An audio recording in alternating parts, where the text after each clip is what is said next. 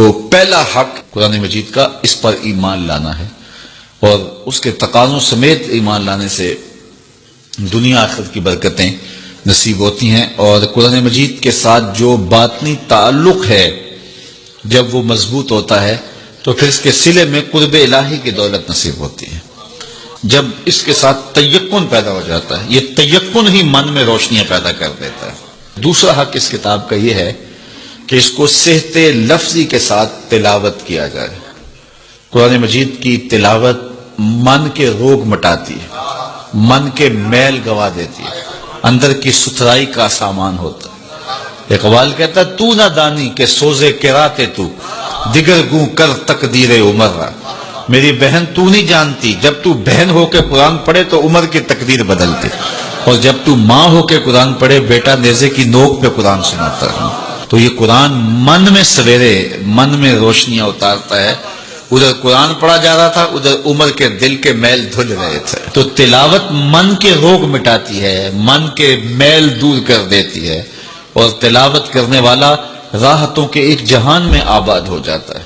اسی لیے میرے حضور نے فرمایا اتل القرآن وابکو، قرآن پڑھا کرو اور قرآن پڑھتے ہوئے رویا کرو، فَإِن لَمْ تَبْكُوا فَتَبَاكُوا، اور اگر رونا نہ آئے تو رونے کی کوشش کیا کرو۔ حضرت داتا صاحب سے پوچھا گیا حضرت اگر رونے کی کوشش کریں پھر بھی رونا نہ آئے، فرمایا پھر مقدر پہ رویا کرو، اتنے سنگ دل ہو گئے ہو تمہاری آنکھیں آنسوں کا خراج نہیں دیتی۔ تو اس قرآن کی تلاوت سے من ستھرا ہوتا ہے، من پاک ہوتا ہے۔ جب تک نہ ہو تیرے دل پہ نزول کتاب، گرا کشا ہے نہ راضی نہ کشاف، دل پہ جب اترے، جب یہ محسوس کرے۔ دیکھو حضور کی وساطت سے رب نے مخاطبہ کیا ہے۔ جب رب کہتا ہے یا ایھا الذین آمنوا، تو مخاطب کون ہوتے ہیں؟ ذرا غور تو کیجیے۔ میں ایک دن اعتکاف میں تھا، بڑی پرانی بات ہے، تو قرآن مجید کی تلاوت کر رہا تھا، تو لفظ آئے کہ نبئ عبادی انی انا الغفور الرحیم۔ اس کا معنی یہ ہے کہ میرے بندوں کو خبر دے دو کہ میں غفور بھی ہوں رحیم بھی ہوں۔ اللہ، یہ بات تو حضور کی وساطت سے ہمیں کہی گئی نا۔ تو یقین جانے ایسا نشہ طاری ہوا، میں وہ لمحے نہیں بھول سکتا۔ تو میں بڑا ضبط کرنے کی کوشش کی لیکن مجھے ضبط نہیں ہو رہا تھا، اور پھر مجبور ہو کے میں اٹھا اور ایک ایک حجرہ اعتکاف میں گیا اور سب کو جا کے میں نے کہا یہ رب کا کلام سنو۔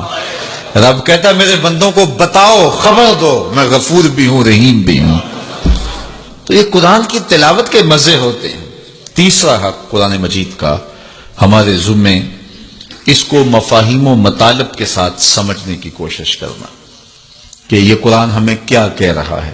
وہ کبھی تلاوت ہو رہی ہوتی ہے اور پڑھنے والا پڑھ رہا ہے کونوا قردۃ خاسئین، لوگ کہتے ہیں سبحان اللہ، جبکہ وہ کیا کہہ رہا ہے، چونکہ سمجھ نہیں ہے کہ کہا کیا جا رہا ہے۔ تو اس کو سمجھیں کہ یہ کتاب ہمیں کیا کہہ رہی ہے اور اس کا میسج ہمارے نام کیا ہے۔ حضور کی وساطت سے ہمارے نام یہ رب کا پیغام ہے۔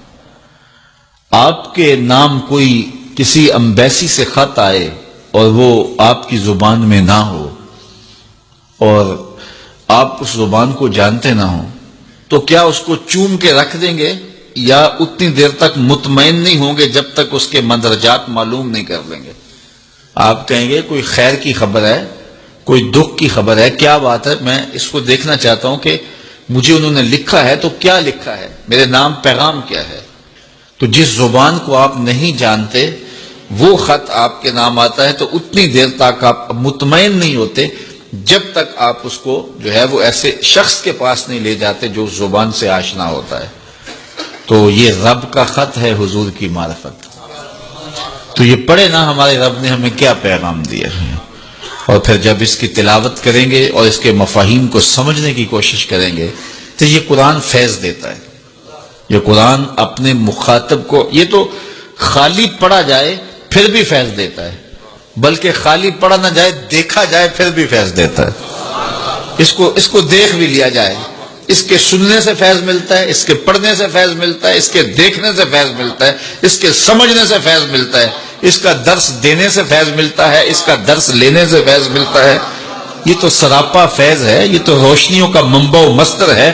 اس کتاب سے جڑنے والا دارین کی سعادتیں پاتا ہے۔